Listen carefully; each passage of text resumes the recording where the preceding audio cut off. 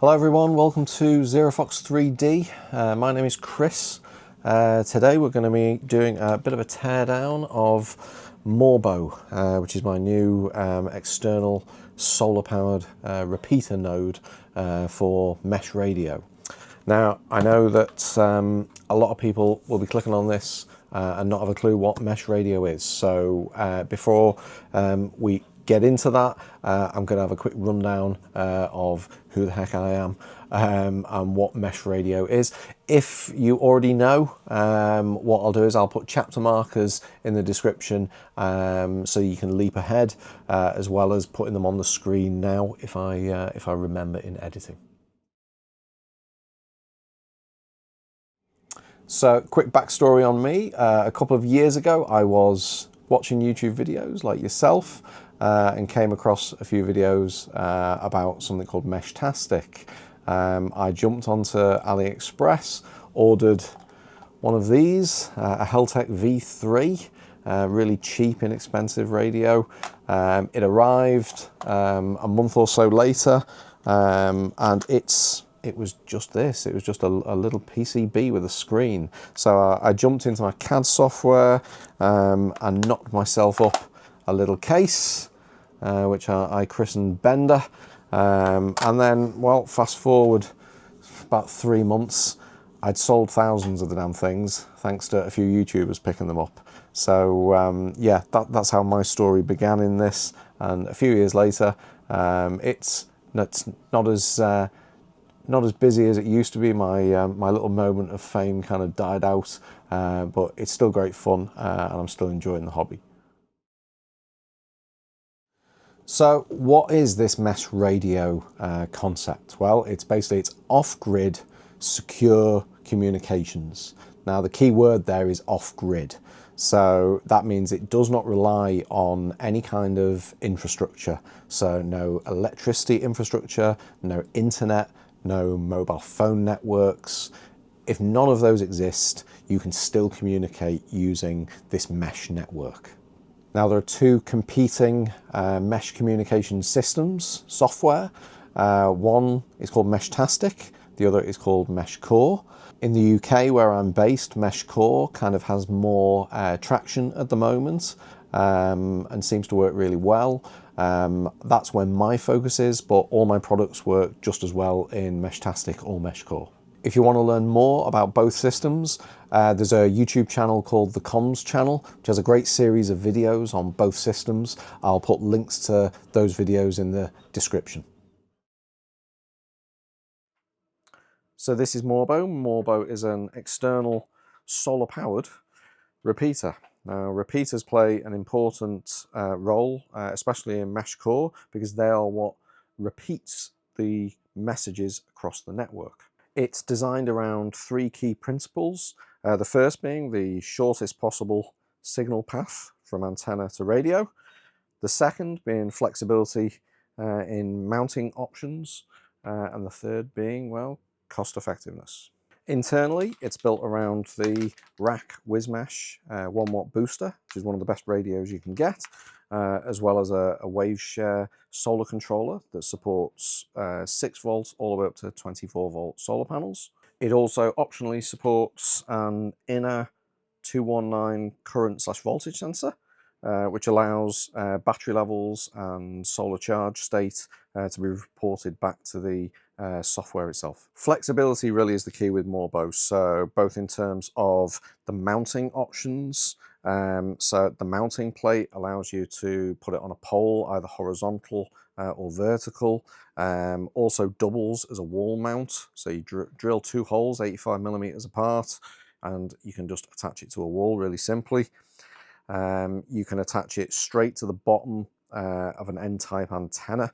A lot of the larger N-type antennas will have their own pole mount. So you can imagine this will be mounted to the pole, and then Morbo literally just attaches straight onto the bottom of that antenna. The other thing it's flexible with is the actual solar panels that can be used. So a lot of repeaters will tie you to a solar panel that they provide. Now that's not ideal because weather conditions differ all around the world. So with Morbo, you can use anything from a 6 volt panel, like this small doorbell panel that I just showed you, all the way up to a 24-volt panel, which can be absolutely huge in theory. In terms of simplicity, there are only 4 bolts that hold the entire chassis together. Now, this is the late stage prototype that's been in my back garden for a number of weeks. So if we break this down and take it apart, there are 2 hex bolts that hold on the mounting plate.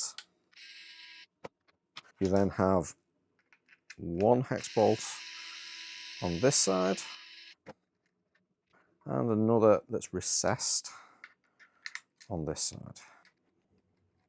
The top cover then simply slides off to reveal the inner shell. Now this is red just because it's a prototype one, the final model is actually white. And on one side you have the radio, and on the other side you have all of the power gubbins, so the solar controller, and this is the optional inner 219 voltage and current sensor.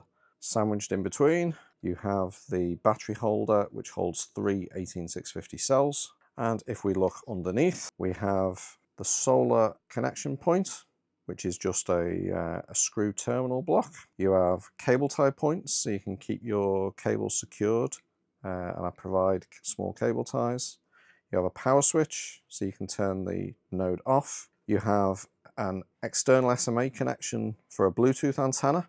This is really important because with the RAK, you can actually update its firmware over Bluetooth, so you don't have to go and climb a pole and take it down to be able to update the firmware. And then you have the USB port for the RAK itself. This is what I'm calling the Pro version of the kit that includes the voltage and current sensor. This does require a little soldering of these header blocks on both the sensor and on the RAK board. I provide these in the kit.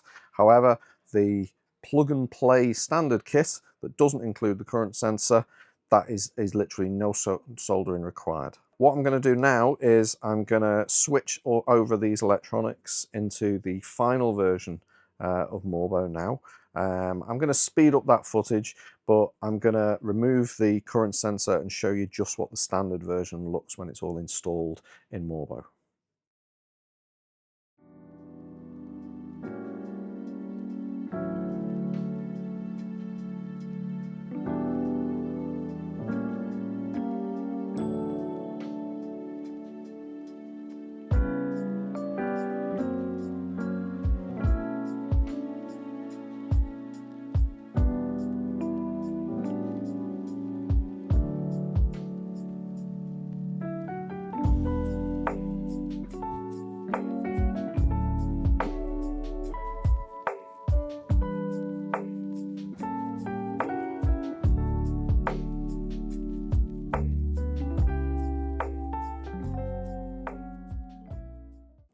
That is Morbo disassembled.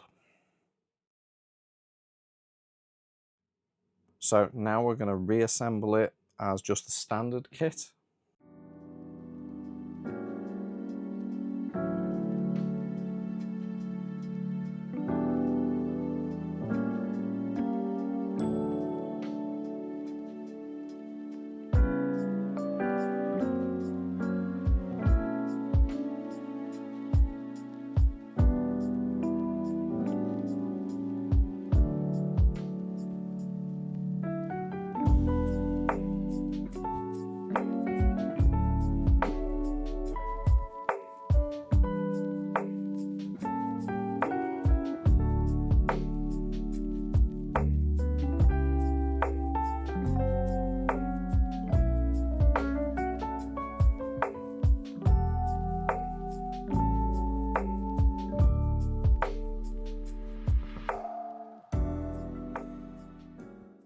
And there you go, that's the standard version.